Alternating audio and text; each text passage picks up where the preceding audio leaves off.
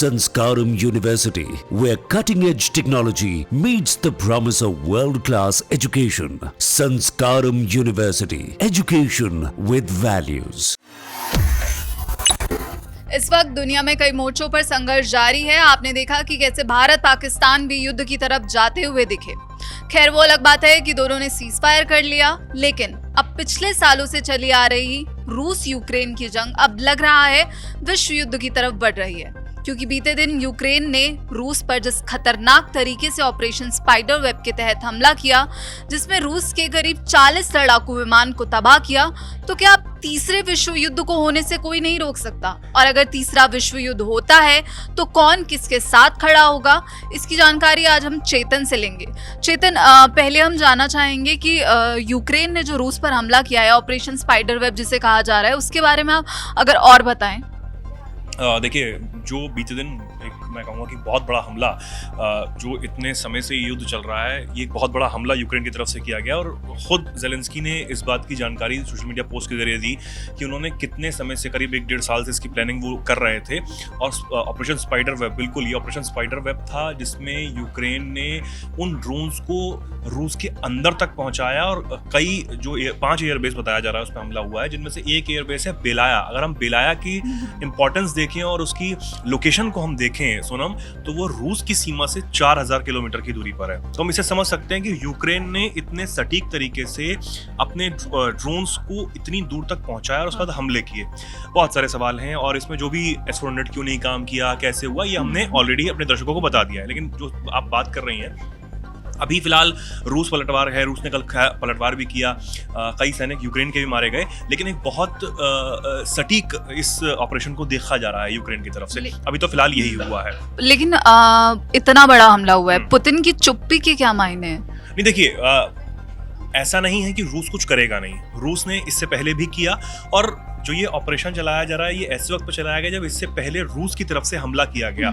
और वो हमला कब किया गया था सोनम, हमें याद करें, जब ट्रंप ने 2 घंटे पुतिन से बात की, और उसके बाद वो यूक्रेन पर हमला हुआ रूस की तरफ से। और इसी बात को लेकर ट्रंप नाराज भी हो गए थे कि हम आपसे 2 घंटे बात कर रहे हैं और आप उधर जंग को और बढ़ा रहे हैं। तो ये बातें भी उस वक्त हुई थी। तो अभी फिलहाल जो चीजें हैं, वो रूस हमला तो करेगा, ये बात तो हम सब जानते हैं, लेकिन वो बहुत बड़े पलटवार की तैयारी है। और इस बार तो कहा कि जो जैसे आपने जिक्र भी किया शुरुआत में, कि क्या वर्ल्ड वॉर 3 की तरफ देश, जो दोनों देश हैं, वो आगे बढ़ रहे हैं, दुनिया आगे बढ़ रही है। तो लग तो अब कहीं ना कहीं ऐसा ही रहा है। अच्छा, अगर वर्ल्ड वॉर 3 होता है, मान लेते हैं, क्योंकि रूस यूक्रेन में लगातार हमले तेज होते जा रहे हैं, तो कौन सा देश किस देश के साथ खड़ा होगा? देखिए, इसमें अलग अलग गुट बन सकते हैं। अगर हम पहले गुट की बात करें, तो एक जो सिचुएशन हो सकती है वो ये हो सकती है कि एक तरफ तो अमेरिका हो सकता है, क्योंकि ट्रंप जो है वो बेहद नाराज है, और एक तरफ रशिया हो सकता है। ये एक 2 गुट बन सकते हैं। और अमेरिका के साथ यूरोप के कई देश आ सकते हैं, क्योंकि अमेरिका से वो कटना नहीं चाहते। एक तो ये स्थिति है। दूसरी स्थिति ये कि यूरोप के जो कई देश हैं, जिनमें नाटो जो संगठन है, वो यूक्रेन की तरफ है ही, और यूक्रेन की मदद कर रहा है, ये हम सब जानते हैं। तो ये 2 गुट जो हो सकते हैं। इसके अलावा नाटो की एंट्री भी, जैसे मैंने कहा, कि इसमें हो सकती है। अब यूरोप के कुछ देश ब्रिटेन के रुख से प्रभावित हो सकते हैं, यानी कि ब्रिटेन जो कहता है, हालांकि ब्रिटेन जो है वो इस वक्त यूक्रेन के पक्ष में है, तो ब्रिटेन के पीछे जा सकते हैं। तो हम देखें तो ये 2 गुट हो गए, एक तो रशिया का और एक अमेरिका का, यानी कि अमेरिका, यूरोप, नाटो, और उधर रशिया। अब रशिया के साथ कौन कौन जा सकता है? चीन जो है, चीन जो है, उसकी एक अच्छी दोस्ती है, तो एक वो जो है वो हो सकता है। उसके अलावा हम देखें, हम जानते हैं उत्तर कोरिया, नॉर्थ कोरिया, जो कि जहाँ के जो प्रेसिडेंट है वो तानाशाह है। हमने देखा भी कि रूस यूक्रेन युद्ध में उन्होंने रूस की मदद भी की, अपने सैनिकों को भेजा। तो एक वो धड़ा बन सकता है जो कि रूस के साथ जा सकता है। और कुछ अरब देश भी हो सकते हैं जिनकी अमेरिका से ठनी हुई है, जिनमें हम ईरान को समझ सकते हैं, क्योंकि ईरान और अमेरिका में भले ही बातचीत हो रही हो, ट्रंप बातचीत करना चाहते हैं, लेकिन फिर भी ईरान कट्टर दुश्मन है अमेरिका का।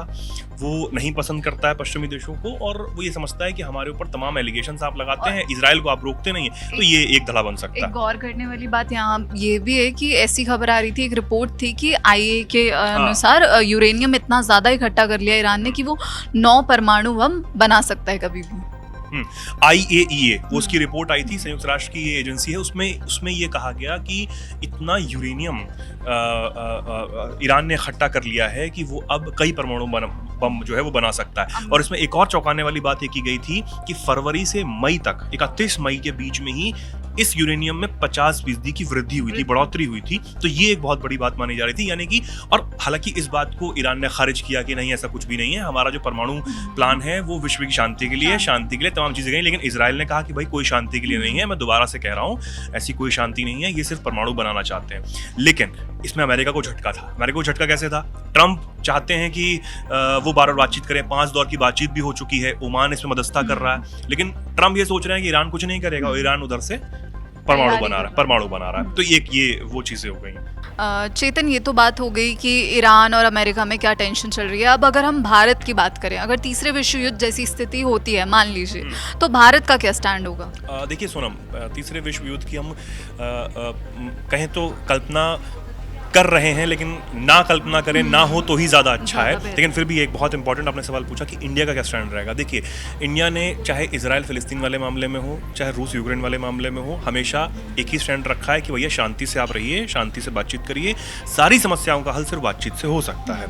ठीक है, ये हमने खुद प्रधानमंत्री नरेंद्र मोदी चाहे वो रूस के दौरे पर गए थे, यूक्रेन दौरे पर भी गए थे, तब दोनों ही राष्ट्रपतियों से मिले और कहा कि इन लड़ाई झगड़े से जो ये लोग मर रहे हैं, लोगों का नुकसान हो रहा है, दोनों देशों में लोगों का नुकसान हो रहा है, उससे किसी को कुछ फ़ायदा नहीं हो रहा है। आप ज़रूरी है तो हम भी आ सकते हैं। पिछले दिनों तो ये भी बात हुई थी कि भारत जो है मध्यस्थता निभा सकता है, प्रधानमंत्री नरेंद्र मोदी एक अहम भूमिका निभा सकते हैं। लेकिन भारत का यही स्टैंड है सोनम कि बातचीत से ही हल होगा, संघर्ष से कुछ नहीं होगा, सिर्फ दोनों तरफ नुकसान हो रहा है, लोग मर रहे हैं, इसके अलावा कुछ किसी को हासिल नहीं होगा।